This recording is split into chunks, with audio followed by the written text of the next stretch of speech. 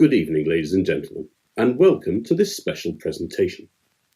I've been asked by the Senior Channel Controller to firstly apologise and make it clear, especially to our viewers in the home counties, that there is no need to be alarmed. No volcanic activity has actually been identified in the area. Rather, we are reflecting on the recent Festival of Wrestling from the Weatherly Exhibition Centre, where numerous pugilists entertained the masses with hopes of securing a coveted prize by not being thrown into molten rock. What prize, I hear you ask? What prize? Why, that of becoming the ultimate British wrestling champion. Held in the past by such luminaries as Big Dickie Famous, Charlie Crowley and Hubert Bloom, attaining it is the pinnacle of any athlete's career. But isn't Nicholas Calvé the champion, I hear you ask? Isn't Nicholas Calvé the champion? That was certainly the case, but due to injury, Nicholas was unable to take to the arena and thus forfeited on his right to continue as such, much as it's impacting his modelling career in the Littlewoods catalogue. It was announced that the championship and the 5 guineas allowance for securing it were to be bestowed upon the winner of the day's main event, an added bonus to the lack of third-degree burns for the victor. This news was received most favourably by those in attendance, but not by Mr. Calvé, nor his companions, Mr. Ernest White or Mr. Chase Anthony, the self-styled OGM of UBW. Their tearful exit was a most unbecoming spectacle. But before the Titanic title tussle could occur, there was much else to entertain the crowds.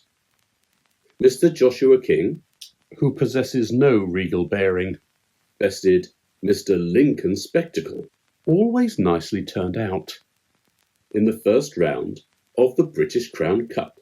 This patriotic tournament is due to run throughout this year, pitting the very best of British against one another to claim the newly minted Crown Cup.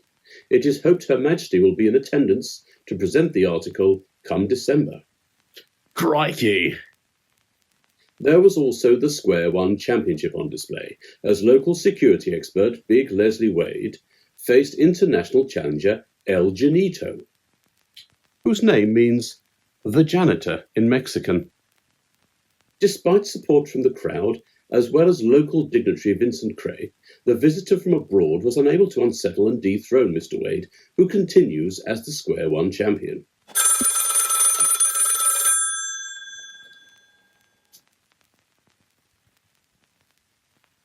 Understood.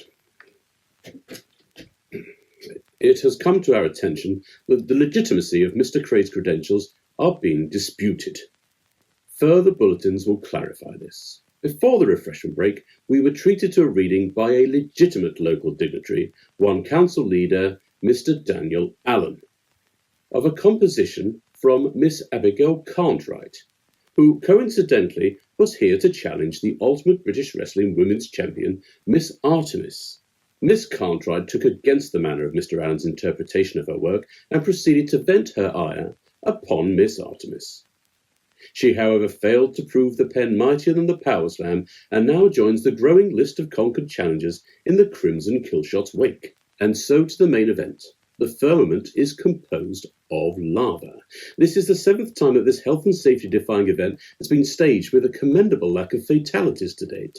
Favourites before the event's inception included Mr. Harry Sonleon, local crooner and benefactor, licensed professional wrestler Bartholomew O'Connor, and of course noted cricketer and boys' own hero Godfrey Beamer. It was very hard to look past Mr. Beamer as the likely winner, this being a man who is used to persevering in pursuit of victory for 5 days, only stopping for lunch, tea, frequent drinks breaks, and a chance to catch 40 winks. How can a man who works tirelessly at the gymnasium hope to fortify himself in the shadow of such a man? To remind you of the regimen for this Rumble event, a contestant enters the combat arena, or ring, at regular intervals and aspires to remain therein until they are alone. Elimination occurs when a competitor touches the molten surroundings of the ring. Officiating the elimination falls to a select group of individuals dubbed the Firejacks. These brave souls are bedecked in fire-retardant outfits to ensure they can navigate the surrounding mantle unsinged. Those outfits are sure to be the height of fashion this coming season. Other notable entrants amongst the 30 contestants include local pilot Thomas Kyle, unlicensed, arborealist Alfie Bunting, attempting to take to battle with his chopper in his hand, members of the Hertfordshire dance troupe Douglas Smooth and Stan Pretty, as well as Cosmico, hailed for his extra testicle.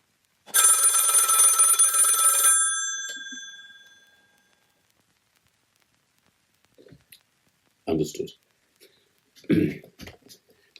Although somewhat less believably, hailed as an extraterrestrial. The loudest ovation of the night, however, was saved for one Christopher Aries, a man many believe has been deserving of being champion for some time. The contest was a spectacular affair, as evidenced by this series of photographs.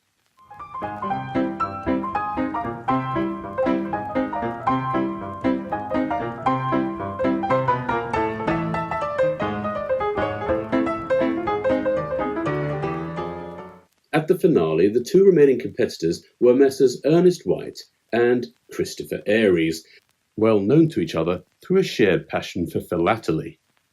It seemed as if the former may claim the prize due to the presence and interference of the lurking Mr. Chase Anthony, but purity prevailed. With a swift kick to the chops for the OGM and Ernest sent flying into the lava, Aries was the victor. Mr. Hubert Bloom presented the prize to Mr. Aries and proclaimed him a worthy winner. Mr. Anthony, however, was so incensed at the outcome that he resigned his position on the spot. What a spineless decision from this fellow, not the stiff upper-lippedness we expect from a man in a position of power. Good riddance to bad rubbish. Also proof that you should never trust anyone whose surname is also a Christian name. And congratulations to Mr. Christopher Aries, a popular, if somewhat unkempt, champion. Thank you one and all for joining me this evening. Do remember to start your collars and shine your shoes before you settle down for cocoa. Next time we'll bring you all the news from the regional finals of the Envelope Licking Championships in Barnsley, Tiddlywinks in Telford, and cat wrangling in Hertford.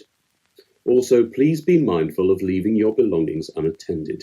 It has come to our attention that a regular attendee of such events has been making off with items of unmonitored clothing. Be vigilant if you see this young lady nearby. Hip hip.